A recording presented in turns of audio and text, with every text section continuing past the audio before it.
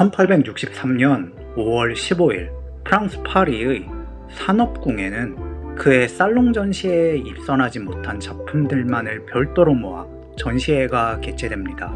살롱전에 떨어진 미술가들은 나폴레옹 3세에게 자신들의 그림이 대중에게 공개되어 정당한 평가를 받을 수 있는 기회를 달라고 탄원합니다. 황제는 이를 받아들여 낙선전이 개최됩니다. 여기에는 366명의 화가들과 64명의 조각가 및 다수의 판화가와 건축가들의 약 780점이 전시되었습니다. 입선에 들지 못한 작품들의 수가 이 정도였다는 건 살롱 전시에 참가하는 미술가들이 대단히 많았음을 의미합니다. 낙선전은 살롱전에 입선하지 못한 작품들만을 대상으로 한 최초의 전시로서의 의미도 있지만 미술이 대중 스캔들의 원천이 된 최초의 사건이기도 합니다. 이 낙선전에 에두아르 마네의 풀바디의 점심 식사가 전시되었습니다. 파리 근교의 어느 숲속을 배경으로 총 4명의 젊은 남녀가 등장합니다. 숲속에서 젊은 남녀가 휴식을 취하는 건 이미 지오르지오네, 티시아노 베셀리오의 아르카디아에 뿌리를 둔 오랜 전통을 지녔습니다.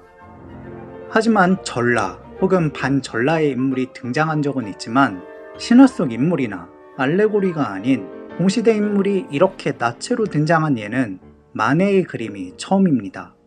누가 봐도 당시의 파리 여성으로 보이는 여성이 시로라기 하나 걸치지 않고 등장하지만 그녀와 함께 앉아있는 남성들은 모두 정상적으로 의복을 갖춰 입었습니다.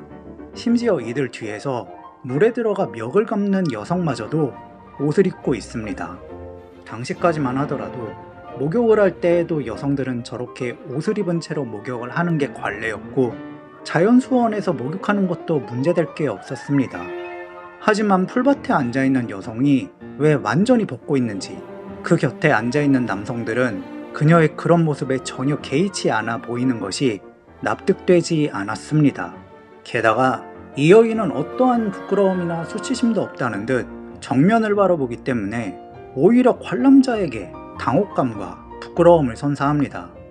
온통 수수께끼 같은 이 그림은 당시 파리 중상류층의 도덕관념과 완전히 어긋난다는 이유로 대중들로부터 온갖 지탄을 받았습니다. 덕분에 마네는 프랑스 미술계 최고 유명 인사이자 남봉꾼이 되어버렸습니다. 1863년 낙선전에서 논란을 일으킨 건 제임스 맥닐 휘슬러의 흰색의 교향곡 1번 하얀 소녀도 마찬가지였습니다. 살롱 전시회는 프랑스의 미술 이벤트지만 프랑스 미술가들만이 참가할 수 있는 건 아니었습니다. 파리는 이미 당시의 유럽의 문화와 미술의 수도로서 프랑스뿐만 아니라 유럽 전역에서도 모여든 미술가들이 활동하였기에 누구나 출품의 문이 열려 있었습니다. 영국의 휘슬러는 그렇게 1863년 살롱전에 흰색의 교향곡 1번 하얀 소녀를 출품합니다. 이 그림은 내용과 전혀 무관한 흰색의 교향곡 1번이라는 이름을 달고 있을 뿐만 아니라 그림 역시 특정 인물을 정확하게 묘사하거나 그녀의 사회적 지위를 전달하며 완벽한 테크닉을 보여주려는 의도도 아니고 그렇다고 도덕적 의미나 교훈을 전달하려는 것도 아니었습니다.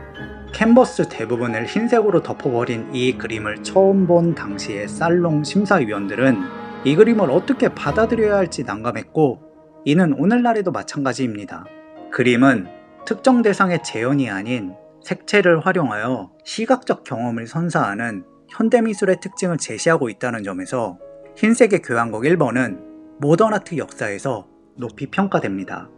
1863년 낙선전에는 마네와 휘슬러뿐만 아니라 프랑스 사실주의의 대표자인 귀스타브 쿠르베, 훗날 인상주의 풍경화의 대표자로 평가받는 까미유 피사로, 앙리 팡땡 라투르 등의 그림이 전시되었습니다. 팡땡 라투르는 마네, 에드가 드가와 귀스타브 까이오보트와 같이 사실주의 계열의 인상주의 미술가입니다. 전위적인 미술가, 문학가들이 대거 등장하는 그의 대표작 들라크루아에 관한 오마주에서 확인되듯 그는 아방가르드한 예술가들과의 인적 네트워크를 토대로 프랑스 모던아트 발전에 동참하였습니다. 빵땡 라투르가 평생 존경한 미술가가 있습니다. 그는 1898년 파리의 미술상인 귀스타브 땅플라에르에게 보낸 편지에서 다음과 같이 고백하였습니다. 나는 그에 대해서 거의 아는 바가 없었지만 1863년 이래로 늘 그를 존경해 왔습니다. 앙리 빵땡 라투르가 말한 그는 1863년 낙선전에 참가한 미술가 외젠 부댕입니다. 빵땡 라투르는 부댕의 부고 소식을 접한 후 땅플라에르에게 편지를 쓴 겁니다. 1863년 낙선전은 미술가 에두아르 마네의 전설이 탄생한 사건이자 모던 아트의 진정한 시작점으로 여겨집니다. 서양 미술의 한 획을 그은 사건에 부댕 역시 동참했고, 이를 계기로 빵땡 라투르가 그를 존경하게 되었음은 부댕이 모던 아트 발전에 상당히 공헌했음을 시사합니다. 과연 부댕은 어떤 화가였을까요?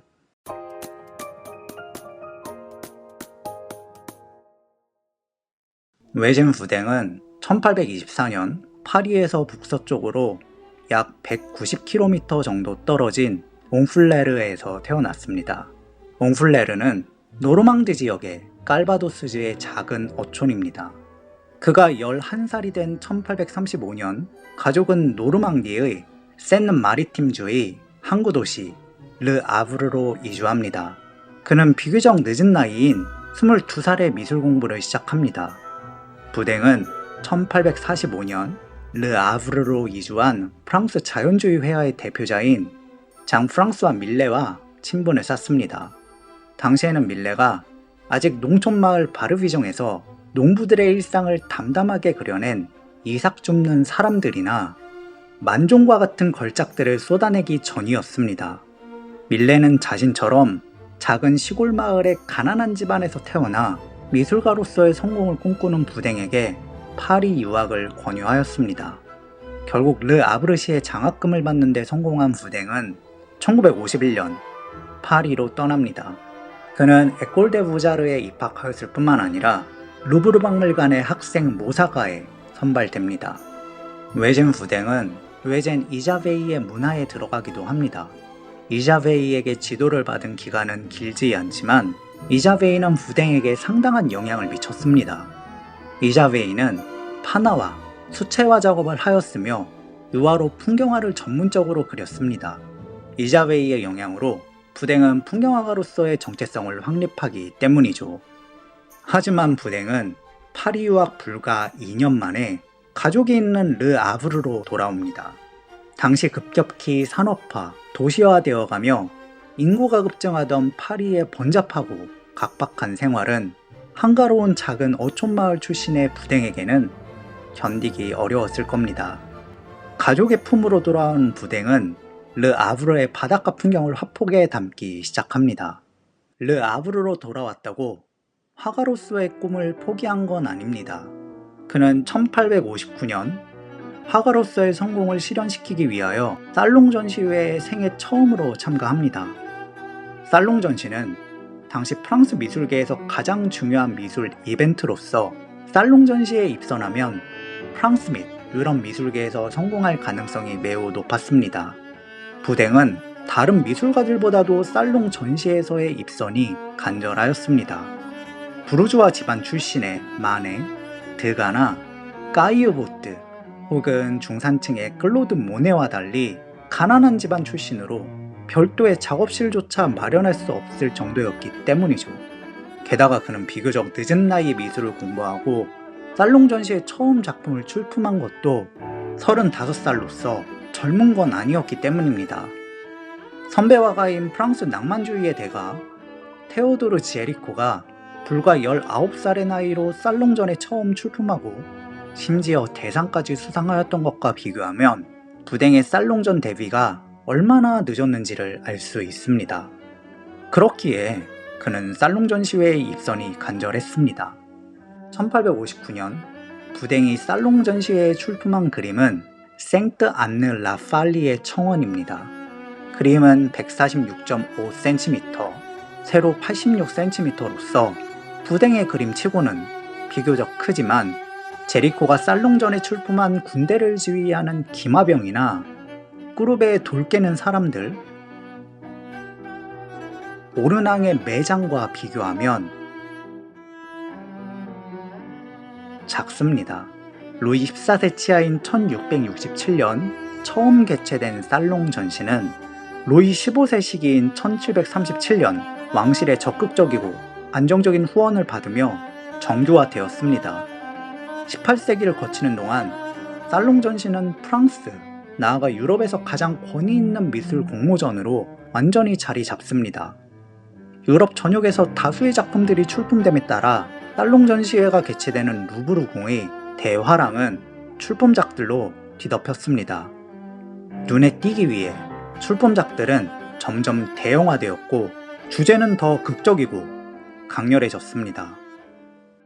파리에서 남서쪽으로 약 560km 정도 떨어진 브르타뉴 지방의 작은 시골인 생따느-라-팔리에서 지역 주민들이 전통적인 종교 행사를 벌이는 장면은 특별히 흥미로운 소재는 아닙니다. 그렇다고 화면 전체에서 사람들의 비중이 큰 것도 아닙니다. 그림의 절반 정도는 파란색 하늘과 지역을 상징하는 생따느-라-팔리 예배당 및 주변 풍경 묘사가 차지합니다. 그림의 전면에는 대화를 나누거나 음식을 먹는 등 다양한 모습의 지역 주민들이 화면의 왼쪽에서 오른쪽에 넓게 퍼져 있지만 이 그림은 이 종교 행사 동안에 무엇을 하고 있는가 보다는 생따느-라-팔리 예배당과 이 시골 마을의 맑고 깨끗한 자연 풍경이 중심인 그림이라는 걸 알 수 있습니다. 비록 인물들이 배제된 순수하게 풍경만을 그린 풍경화는 아니지만 생따느-라-팔리는 17세기 네덜란드 풍경화처럼 풍경과 당시 민초들의 평범한 일상이 동시에 제시된 전통적인 풍경화 계보를 따릅니다. 묘사된 사람들의 모습으로 관람자들의 시선을 좀 더 붙잡아둘 수는 있지만 그렇다고 제리코의 군대를 지휘하는 기마병, 그룹의 돌 깨는 사람들이나 오르낭의 매장과 달리 인물들이 화면 전체를 장악하지 않기 때문에 생따느-라-팔리의 청원은 이목을 끌기에 불리했습니다. 그럼에도 부댕의 작품은 샤를 보들레르로부터 고평을 받습니다. 시인이자 살롱 전시회의 공식 비평가로서 활동한 보들레르는 오늘날 현대적 삶의 화가라는 에세이로 19세기 모던 아트 미학의 선구자로 칭송받습니다. 그 글에서 보들레르는 현대사회의 미술은 동시대의 삶을 주제로 찰나의 순간을 포착해내야 한다는 파격적인 예술론을 제시합니다.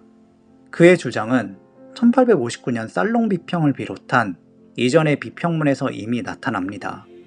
보들레르는 1859년 살롱전의 무수한 작품 중 생따느-라-팔리의 청원에 주목합니다.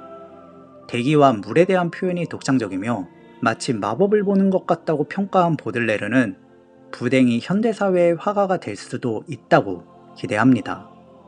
생따느-라-팔리는 부댕이 1856년부터 사실주의 화풍을 수용하였으며 1859년에는 꾸르베아 친분을 쌓았다는 걸 입증해주듯 사실주의 혹은 그 이전의 신고전주의처럼 윤곽에 대한 묘사가 뚜렷합니다. 그가 구현한 색채는 프랑스 고전주의를 대변하는 뿌생의 그림들을 연상시킵니다. 파리 유학 시절 루브르 박물관의 학생 모사가 발탁은 그가 뿌생의 그림으로부터 영향을 받는 데 결정적인 기여를 하였습니다.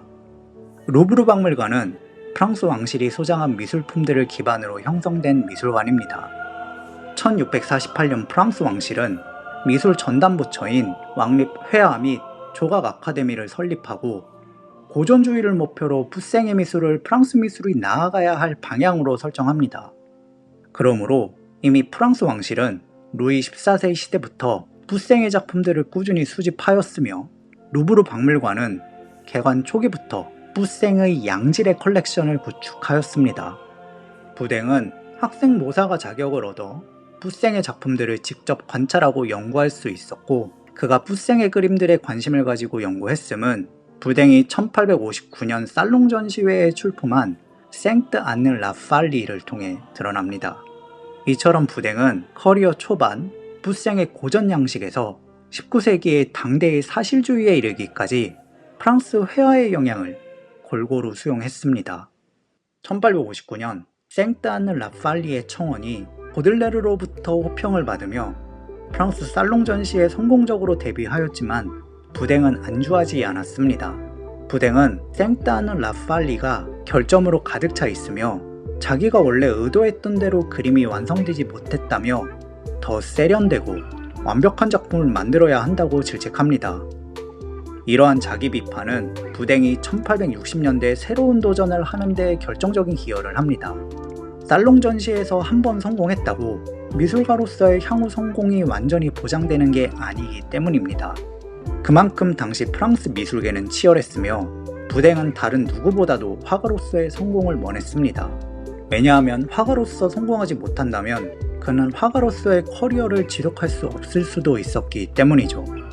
그런 부댕은 1860년대 서양 미술 사상 최초로 해변가에서 여가를 즐기는 도시 사람들의 모습을 그리는 실험을 감행합니다.